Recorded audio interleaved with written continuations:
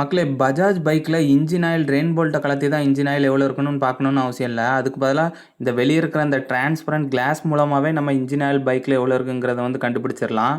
மக்களே இதில் மேல் கோட்டு வரைக்கும் கரெக்டாக ஆயில் இருந்துச்சுன்னா நம்ம பைக்கில் ஆயில் கரெக்டாக இருக்குன்னு அர்த்தம். கீழே உள்ள கோட்டில் ஆயில் இருந்துச்சுன்னா ஒன்று நம்ம டாப் அப் பண்ணணும், இல்லைனா ஃபுல் ஆயிலையும் ட்ரெயின் பண்ணிட்டு நம்ம வந்து புது ஆயில் ஊற்றணும். ஆனால் இந்த வண்டியில் ரெண்டுக்கும் மாறாக ஆயிலே 2 லெவல்லையுமே இல்லாமல் இருக்குது. ஒருவேளை இது கிளியராக இல்லாமல் இருக்கும் அப்படிங்கிறதுனால வண்டியை ஒரு டைம் ஷாம்பு வச்சு வாஷ் பண்ணிடலாங்கிறதுக்காண்டி வாஷ் பண்ண ஆரம்பிச்சிட்டேன். கிளாஸ் ஏரியாவை நல்லா வாஷ் பண்ணதுக்கப்புறமும் பார்த்ததுக்கப்புறமும் அந்த இடத்துல சுத்தமாக ஆயில் இருக்கிற மாதிரி எந்த அறிகுறியுமே தெரியல.